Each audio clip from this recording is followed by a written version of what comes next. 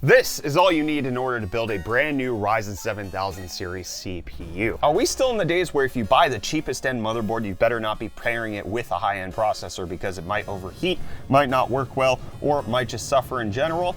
I don't think so. The B650 does seem to be like the chipset that most people need for the latest generation of AMD Ryzen. Let's take a look at it.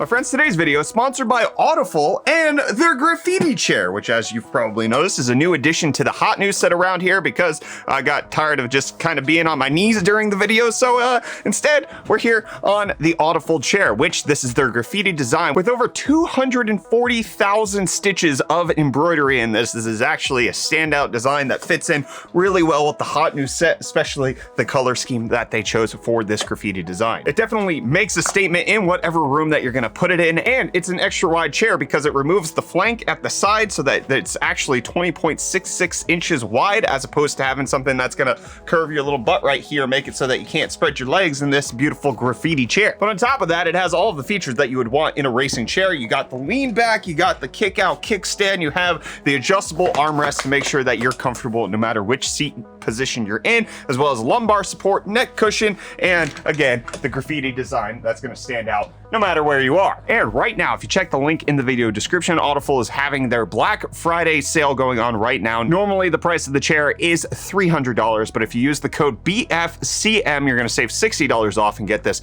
for $240, or you can pick it up over on Amazon where it's automatically discounted. So buy it from them directly, buy it from Amazon, and you can be as prominent as I am in my AutoFull chair. Check them out at the link in the video description. Big thanks to AutoFull for sponsoring today's video. What we have in here is the lowest end motherboard that you can get for the 7000 series, a B650, and we put it through its paces to see, can Ryzen 7000 survive on the lowest end chipset? So a lot of the parts in here were provided by Gigabyte in order for us to do our testing on B650. They also sent it in this like media kit flight case, which is really cool. And then in that, they put in like this sheet metal artwork, which I think is phenomenal. We're gonna keep this somewhere on the set, but B650 does appear to be all you need. The entire system right here has what AMD would probably like you to build, a Ryzen 7 7700X. It's got 32 gigs of DDR5, 6000 CL40 memory in here, all on the Gigabyte B650 Aorus Elite X. Now this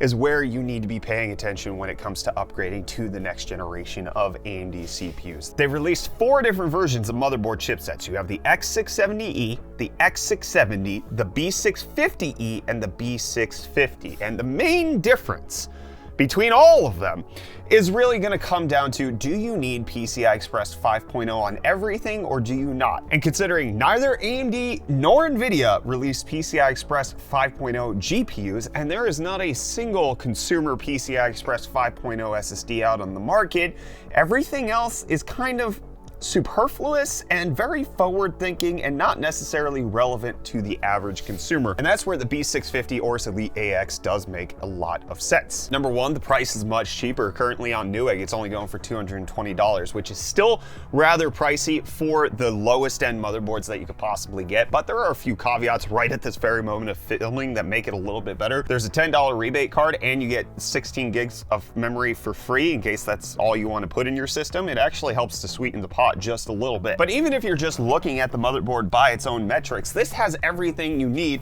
in order to be on the next gen system and kind of enjoy it for a while. It's got support for DDR5 6666 up to 128 gigs of storage total. It's got HDMI and DisplayPort display out so that you can actually use the iGPU that's on Ryzen 7000. It's got Wi-Fi 6E built in, AMD's version of it, as well as a 2.5 gig LAN port. It's got a PCI Express 4.0 by 16 slot for the graphics card. It's got an M.2 port, which is actually PCI Express 5.0 compatible, but realistically, you're only going to be using 4.0 on this. And that one's connected directly to the CPU. And then it has another one that's connected to the CPU and a couple others that are connected to the chipset. And then if we take a look at USB, it's got plenty. It's got 4 USB 2.0 ports. It's got 5 USB 3.2 Gen 1 ports on the back, as well as 2 USB 3.2 Gen 2 ports on the back, as well as a 10 gig gig Type-C. This really has all of the I/O that you're looking for, the Wi-Fi that you could possibly need, the 2.5 gig LAN port, RAM support, graphics card support, SSD support. It has everything for the makings of a true next generation system. I really don't think it's necessary for most people to consider upgrading to the X670, B650E, X670E chipsets. You're likely just paying for features that you're not going to end up using and just paying a higher price premium for it. But to round out the rest of the specs in this build, we also have an Aorus Gen 4 7000S 2TB SSD in here, which again is getting up to 7,000 megabytes read and write. And because it's on a Gen 5 port, you're getting the full capacity of Gen 4 out of it without it even breaking a sweat. And cooling that 7700X, Gigabyte also sent over their Aorus WaterForce 280 cooling that chip. Powering it, we have the NZXT C1000 power supply, and it was all built in the NZXT H7 Flow, which I think is an absolute dream to build in. This is my first time taking my hands on a brand new NZXT chassis, and they've definitely refined a lot of stuff that used to be difficult about building in their cases. You've got plenty of room up top for actually putting in the connectors. You have an easy access opening and closing section for the front tempered glass, which has these notches down here, which allow you to slide it in and then pop it together, which is actually really useful. There's plenty of space to build in. There's plenty of room to route the cables and make sure that this thing actually is put together in a way that is satisfactory and doesn't actually cause you any bleeding on your hands. NZXT's done a great job of updating their cases. But then just to prove that the B650 is all that you're going to need for this next gen of Ryzen chips, we put in the highest end graphics card. At the time of building this PC, the 4090 wasn't out yet. The 3090 Ti Founders Edition is sitting in here, and we went through the effort of benchmarking it so that you can understand what to expect out of all of this. So we gamed everything at 4K high settings, and we came away with some really great results. The new Call of Duty Modern Warfare 2 campaign ran at a 79.3 FPS average. Fortnite, we managed 118 FPS. And again, this is at high settings on 4K. We're not doing esports settings.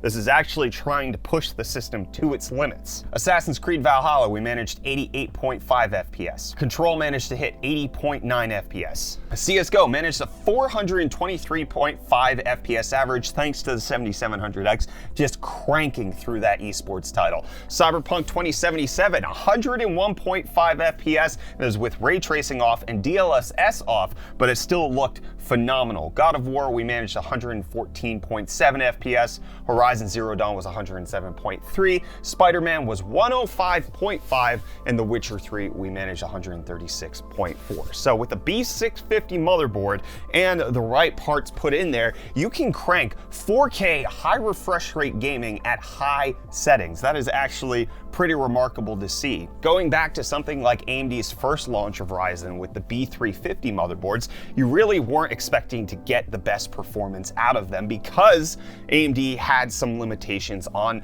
not just the chipset, but also the motherboard manufacturers designed them in a way where you really weren't going to be putting the highest end CPUs into them. The tune has kind of changed over the last little bit, and now what we have is that mid-tier chipset of the B650 is more than adequate to handle one of the higher end chips, ripping a higher end GPU and making sure that you're getting the best performance out of your system. It honestly seems silly why AMD has even differentiated the way they did. They future-proofed it in a way where it's not necessarily necessary, like having so much differentiation on product categories that have yet to be even realized in the consumer category just means that the people who want it in the future can do it, but at the same time, the vast majority of people who are looking at building right now really only need B650, and they're going to be good for a while because GPUs are not going to be on Gen 5 for quite some time. M.2 SSDs likely will be sooner, hopefully sometime in early 2023, but as mentioned, this B650